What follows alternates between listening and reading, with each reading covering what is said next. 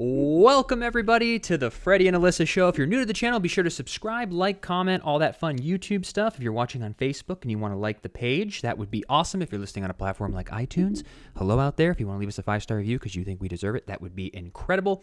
We are approaching our 4-year anniversary of the Freddie and Alyssa show, and we couldn't be doing what we love without all your love and support each and every week. So thank you so much. Couple things that we're going to touch on today. Netflix, Love is Blind. Incredible. We watched it a couple years ago. I want to say the first season, second season, I prolonged it because I was like, I'm not going to get into this trash TV. Gave it 5 minutes. 6 hours later, watched the whole season over 2 days. And also, for you Disney fans out there, we got something really cool that's been announced that's slowly making its way into the media. And we want to kind of touch on that as well. So let's hop into today's episode. But first, a word from our sponsor. There's honestly nothing more important than taking care of yourself. Can we agree? Because if you're not feeling your best, you can't be your best. Sambucol helps you feel your best with powerful immune support powered by nature's superfruit, black elderberry. And I just so happen to have some Sambucol right here, the gummies. I love it in the gummy form. I can pop one in the morning with my black coffee. So not only am I taking care of what I'm putting in my body with food and exercise, I love adding Sambucol into the mix. I have one gummy every morning with my black coffee. The gummies are packed with vitamin C and zinc, and I love incorporating it into my wellness journey. So if you want to add Sambucol into your wellness journey, you can get 15% off your next order of $9.99 or more at sambucolusa.com and use promo code Freddie and Alyssa 15 for 15% off. Again, to get 15% off your next order of $9.99 or more, you can do so at sambucolusa.com and use promo code Freddie and Alyssa 15 for 15% off your order. Now back to the show. Disney StoryLiving. Did you read in depth about this, or what did you hear about it? Because this is right up my alley. Maybe not Disney in general, but the idea is what's getting me so excited. What have you heard about it so far? So based off of what I've heard, I haven't done that much deep diving into it, but it's going to be a new community that is going to be in Palm Springs, completely run by Disney. So think about in Florida, a little bit Celebration meets Golden Oak, which is that really nice community by Four Seasons. And I heard that the HOA is going to be run by cast members, and they call cast members the Disney workers. That's the name they use. So I go, I wonder how that's going to work out. But I know you know so much more about this. Yeah. What did they say? What did you read? Well, and there's still like a lot of information coming up. It's kind of like that whole, there was like some city that's being built as well, I want to say in Vegas. But it's more like futuristic, so it's 10 years away. Okay. There was someone building a city, like a smart city. But now with Disney, they're doing StoryLiving. So it's going to have that Disney magic. But with Celebration, they don't have cast members running around Celebration. Correct. They're building this insanely large Disney community with 55 plus homes, with homes for everybody at all different kinds of price ranges. And they're going to make it an experience that you're living kind of in a story. So there's going to be live performances. There's going to be hotels. There's going to be food, just tons of things to do so that you're not just buying into a ordinary suburb where you wave to your neighbors and you get your mail. It's going to be like living in Disney in the sense that there's always something to do. Maybe a little bit like The Villages. I was going to say that, but I'm curious. Do you believe it's going to be Disney music and really Disney themed? Is that what they mean by that? Or I think it's going to be Disney slightly themed. I don't think it's going to be where Mickey Mouse is walking around, but I think it's going to have that overtone. Okay. But I think I'm more interested in the fact that it's called StoryLiving. So I wonder, in today's world where we can't even keep our attention on anything, is just living in a normal street or a normal neighborhood going to become something of the past, where people are going to want to live in areas that living there is more exciting because there's more activities. Because that kind of happens here in Florida. The Villages that we mentioned is a 55 up community. It's about an hour and a half north of Orlando. Sure. Around there. And everyone drives golf carts. Everything you need is inside this community. So they have even a softball league. There's tons of restaurants. Alyssa and I've stayed there, hotels. Mm-hmm. There's so many things to do, but it's its own community. And a lot of other places here in Florida, you go through a guarded gate, and then inside there's tennis courts and gyms and restaurants and golf. And you really only need to leave for groceries and life outside of that community. But now with StoryLiving, it seems like they're going to amp it up to the next level now and have people that they're hiring that are going to be cast members that are going to make the experience of living here a whole new. So literally when you leave your house every day or you're in a restaurant or a grocery store, everyone who is working there as a cast member is going to bring that same A+ Disney magical customer service that you'd get in a theme park where you live. Yep. What do you think the HOA would be every month for that? Well, that kind of varies. I mean, there's certain communities that we look at where I'm surprised. I look at there's like a $1.2 million home. It's gorgeous on a lake, golf course, and it's like $190. But this is Disney, baby. But then you also see communities that same thing, and it's $700 a month. Right. But now with Disney, but they're going to want to make it affordable because Disney, the name, is, it's for everybody. Yeah. So I don't think that they're going to ever price this or create this StoryLiving where people at different income levels couldn't get in. Sure. Disney's open to the world. Disney's expensive, but I don't think they would ever put a price tag where only the top 10% of income earners could afford. Right. I think it's going to have different neighborhoods inside where people can, afford where they can live. Maybe they'll have like a big rich portion or maybe like more of like a starter home portion. They'll have the 55 and up portion.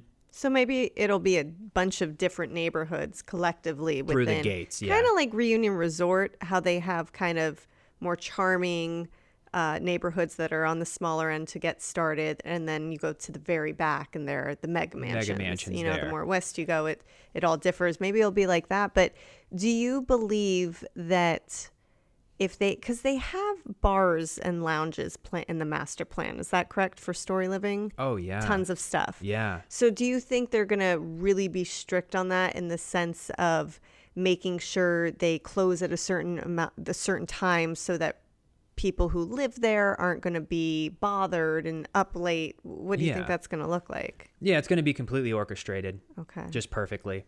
I was reading about, not to get off the topic, but I was even reading about Switzerland. And you know how people always say, I'm Switzerland in this argument, meaning they've never been involved. They're neutral, yeah. I think it's been hundreds of years since they were involved in a war, but they're so meticulous about how they built their country.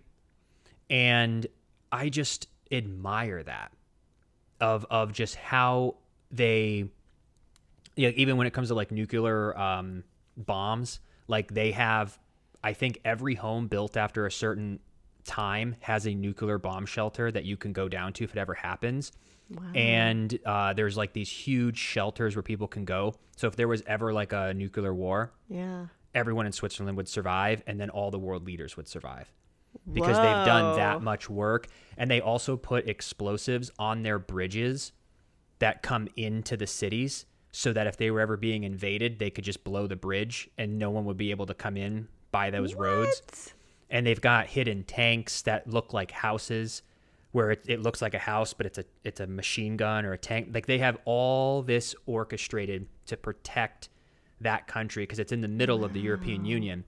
But I went through this long video and they were explaining everything that Switzerland's done. And even with all the soldiers, I think they have every person who graduates, maybe every man, I don't know if it's man and woman, but everyone who graduates does 2 years in the army.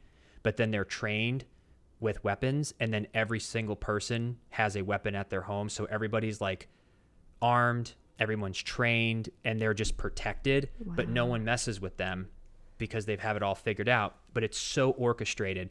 And that's a terrible example when you're talking about Disney and fun. Right. But that was what they were, just everything going on in the world right now. That was a video that came up about Interesting. war and everything. But I love that Disney also takes the time to orchestrate things, that even the color that they paint their doors, they've done research, you know, they where they don't want you to go, they painted a certain green that naturally people want to stay away from.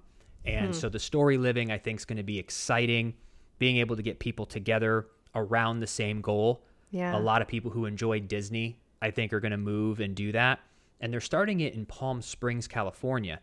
So the only question that I do have, though, is it seems unrealistic, as much as I'm now thinking about this. How would a home in Palm Springs, California be a starter be home under affordable? $500,000 in today's market? No way. No way. So what's interesting is that Disneyland in California was the very first park to open before Disney World in Florida. So anyone who goes there, you've been there before. Remember we went? Every little corner in Disneyland is just so perfectly maintained and kept in a beautiful, beautiful manner. You won't find one chip of paint, and you'll never find like trash on the floor. They're really specific about how it is. Then Disney saw how amazing that did, came to Florida, literally built all of Disney World, all of the surrounding parks, and it became what it is today. So I wonder if maybe that's kind of mirroring, hey, we tried this in California first, let's test it out here. But like you said, with the prices of California real estate, I mean, I don't think you'd be able to get in under $1 million. There's no way. Unless there's just, because of where it's at, maybe it's going to be in the middle of nowhere. So it's going to be, you know, yet again, they're building it from scratch. So isn't it Rancho Mirage? Yeah. So I don't know much about that area, but that is desert. I believe so, yeah. I mean, I think it's going to be, in order to build like a community this big, they have to buy a lot of land. So maybe it's just like new builds out here. You know, if you walk into a new allotment and they're going to build 300 homes and you buy one of the first 10, you're paying a low price because you have to deal for the next 2 years with construction and porta potties and tractors and bobcats and all of these different equipment and builders and trucks in and out and all the dirt. The pool's not built yet. You know, everything's just, so you're getting in early and you're paying a lower price. But then when it's the last 6 houses and all phases are done, you're paying top dollar, twice as much than the person who went in and dealt with the stress for 15 months.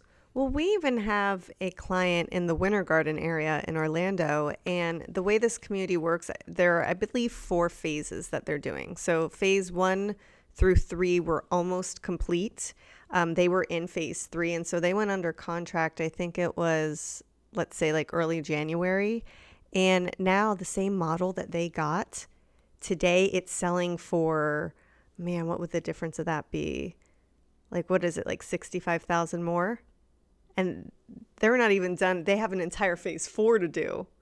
But that's just how things are working right now with the market and just, you know, these developments in general. It's obviously highly desirable. So you just don't know how these things are going to pan out when you're investing. You don't. And that's why I truly believe 2022, maybe 2023 will be the last couple years. We'll look back when we're in our 50s and we're going to look back and go, those were the last years where I believe in desirable areas that middle class was able to purchase a home.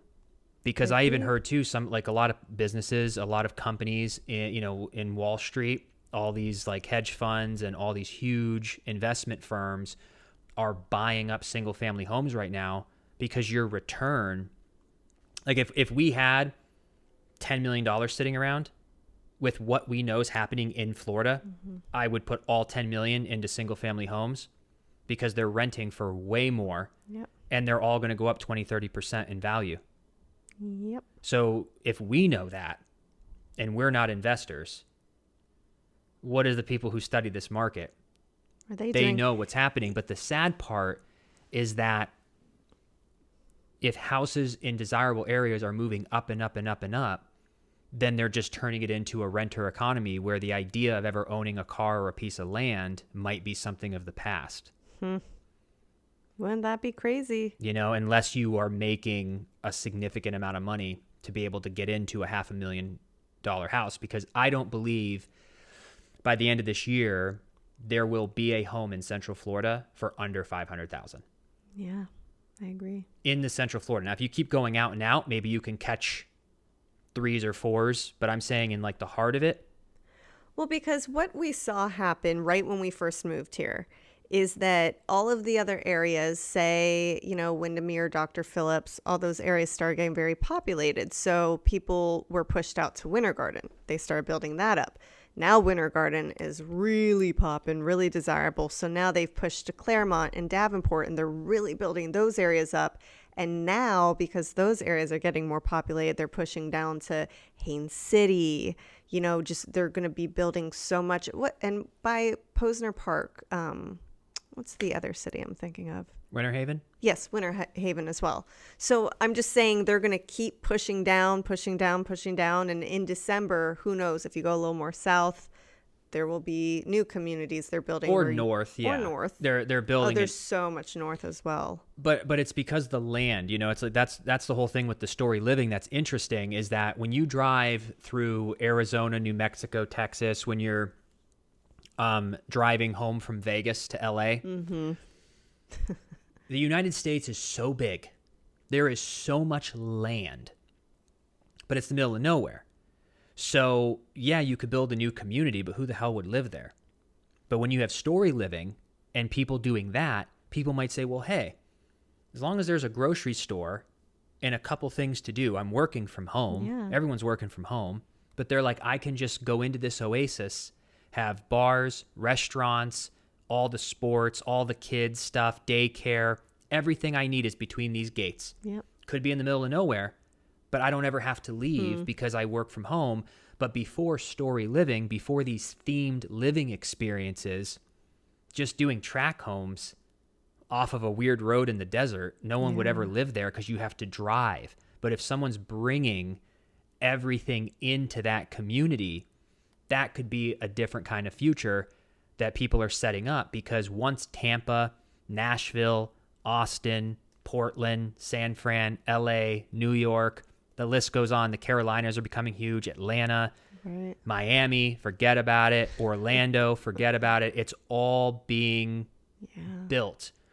And when there's no more affordability, I'm wondering if people are going to start doing these pockets, but bringing in everything.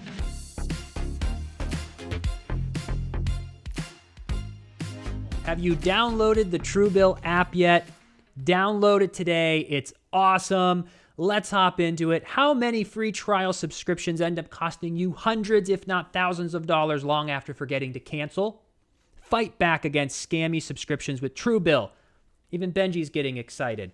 Truebill is the new app that helps you identify and stop paying for subscriptions you don't need, want, or simply forgot about. On average, people save up to $720 a year with Truebill.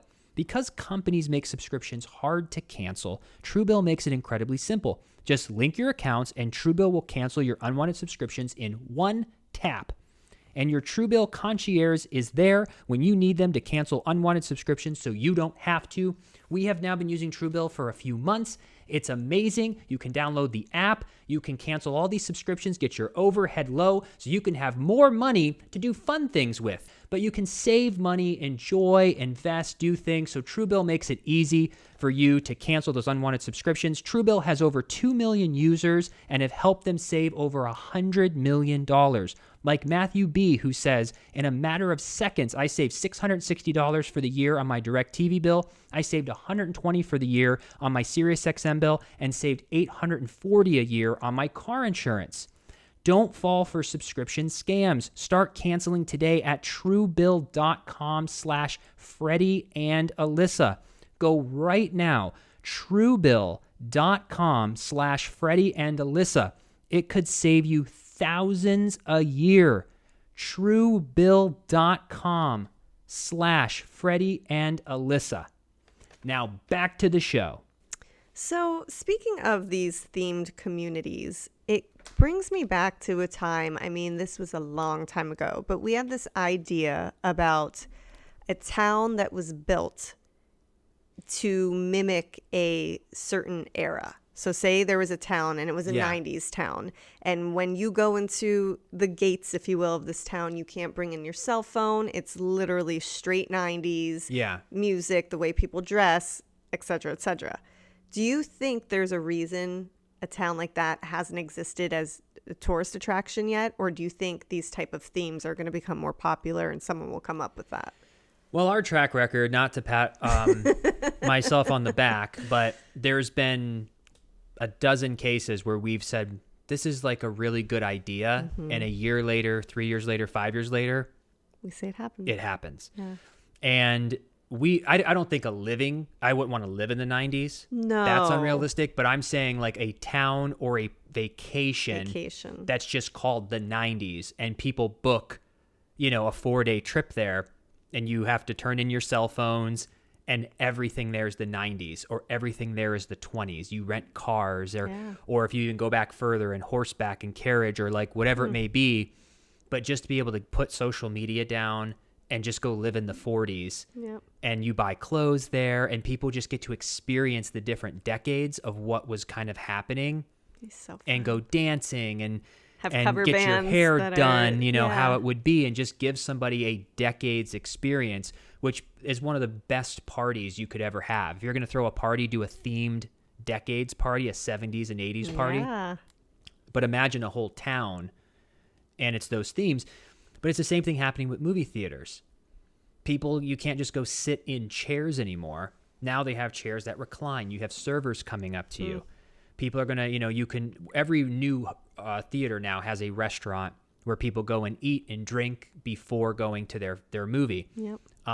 So it seems like there needs to be more than just the basic thing these days to make it worth people's time. Because our attention spans are getting smaller and smaller. So Yeah. we want more excess of everything. What can we get with this? We want to pay for the experience. Yeah.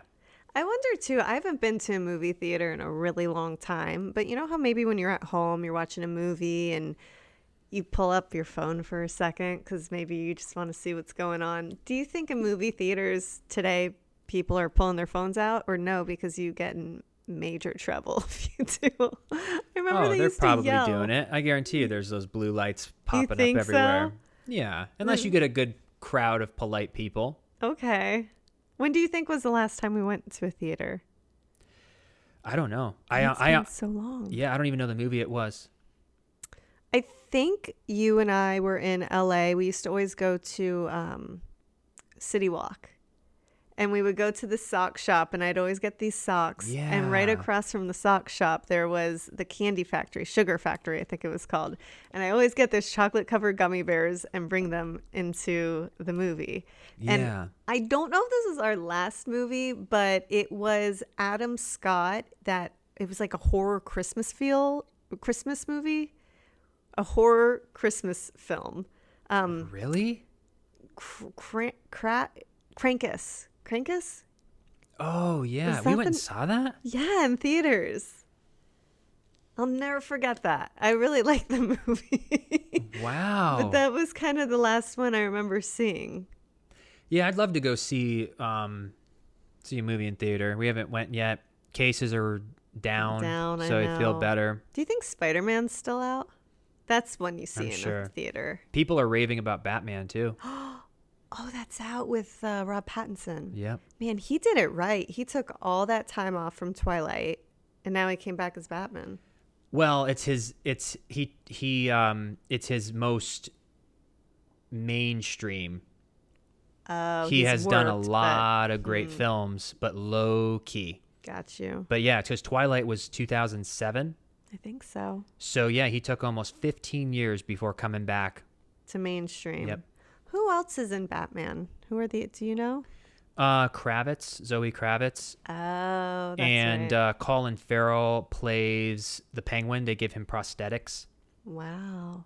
because I saw him on Hot Ones, so he was promoting stuff. And Wahlberg's got some movies out. Nicolas Cage has a movie coming out. It's like a parody about him in That's April. Finally coming out. What's the breakdown of it?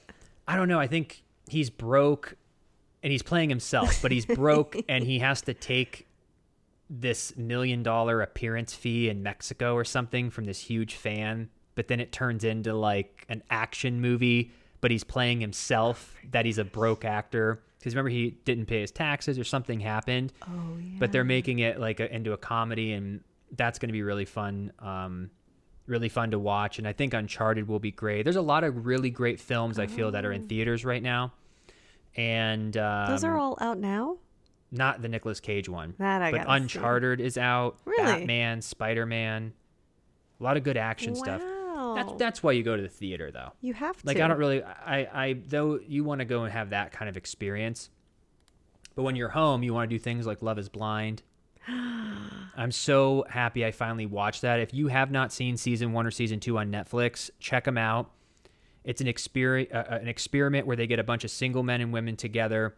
They put them in pods where you never see the person, and you fall in love based on the conversations that you have.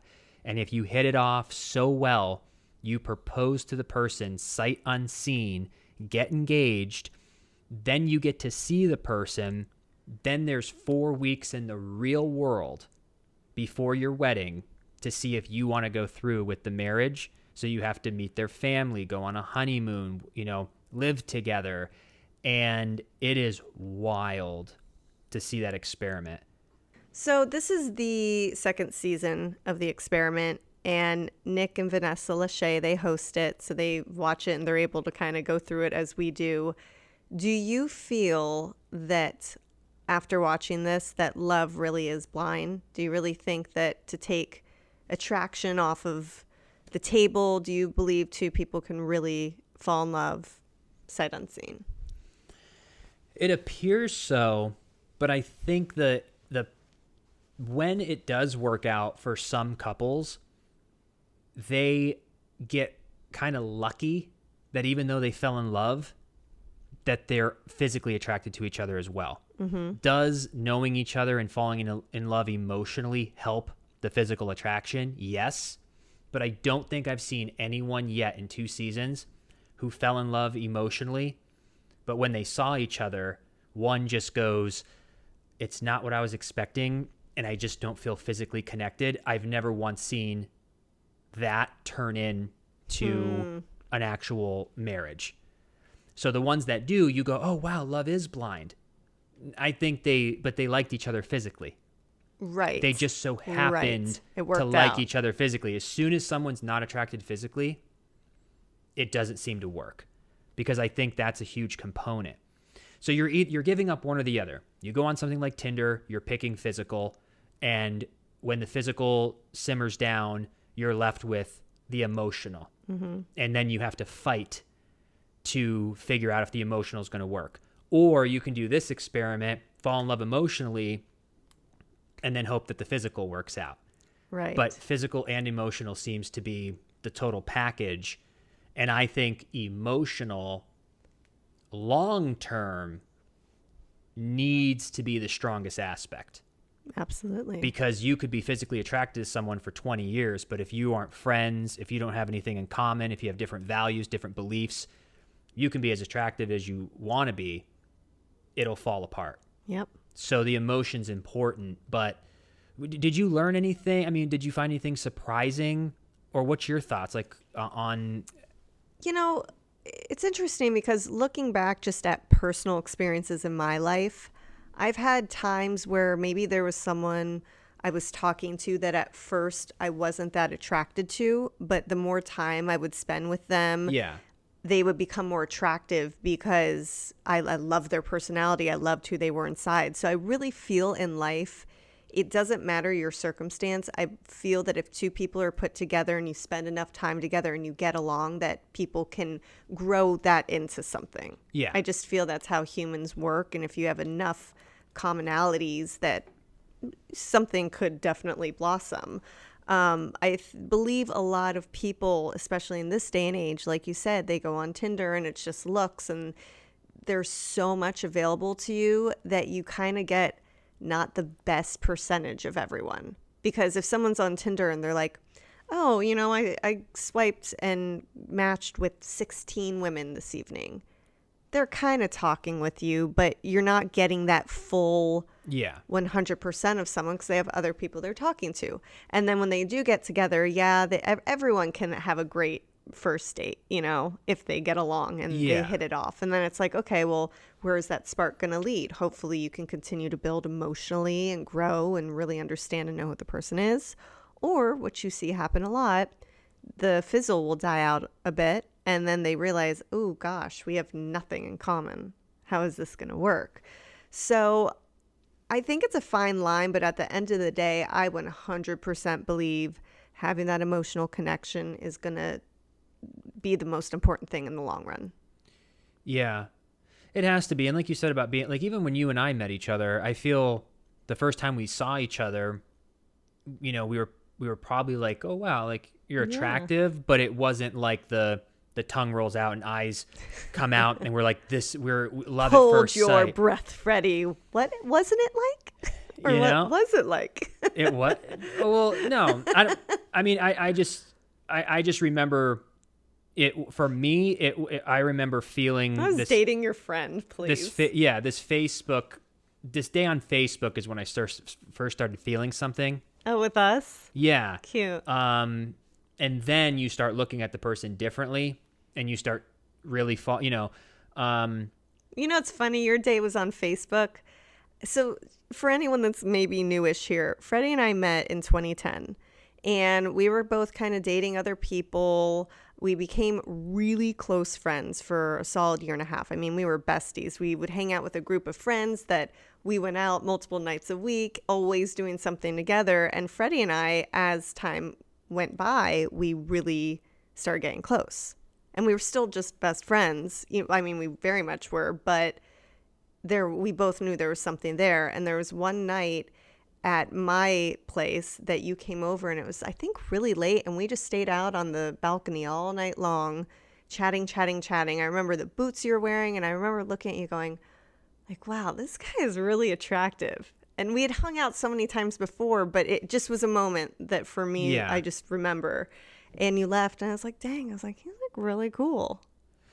I was like, could there be something? I don't know. I think that's the truth of it though, is that the physical attraction, I think just being physically attracted and then you need that emotional connection 100%. But then it's like most people meet in high school because they're around each other. Yeah. Most people meet in college because they're around each other. Most people meet at their workplace because they're around each other. A lot of people meet because it was one of their best friends' exes or a brother's, ex. Like it seems like a lot of people in proximity and friend groups. Yeah. Because you're around them and you get to know them. And as soon as they're cool, you just start falling for them. Yep. So, but yeah, in today's world, like I would love to talk to somebody who's like a serial dater, but then someone who also found love. Because I don't have enough information, like a 21-year-old right now who's a serial dater. Yeah. But also a 21-year-old who met someone and fell in love and got married. I'd love to interview people like that because today, if you don't choose to put down your phone and just focus on your relationship, if you don't give it time to build a deep love and respect, you're never going to settle down because I can only imagine after 3 months, you just, you keep looking and you're just like, this is great, but like, I gotta, you have to put it away because you have endless choice. It's like that guy, remember West Elm Caleb? Yeah. He went viral on TikTok because he lived in New York City and he worked for West Elm designing furniture. But all of these women in New York started realizing, hey, he's dating me, but he's also dating this woman and this woman and this woman. It was through TikTok they found out that he was just a serial dater. And I feel like that's more common than not these days, just because everything is readily available right on your cell phone. He was a little crazy about it. But I also think, though, that all we're hearing are the viral stories. People think just because a few people are dancing on TikTok that the whole world's dancing on TikTok, or that, no offense, but Tanner, that people want to always make fun. They always give these names like Connor, Tanner, Jake, like they're the players. Yeah. Those are always the ones, anytime you're auditioning, it's like Brad. You're like, Brad, cocky frat guy. Yeah. Ladies man. But yeah, it's like, I think the dudes that are just going through and hooking up for some reason is all that's ever talked about in the culture.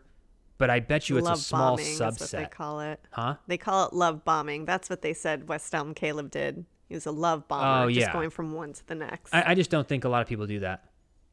Who knows? I doubt that everybody's doing that. I think it's just what some people are talking about, but I feel in the real world, not on TikTok, not on Tinder, there's millions of people falling in love at the local bar, at their workplace. Like, they don't have social media. They have it, but they don't use it in that way.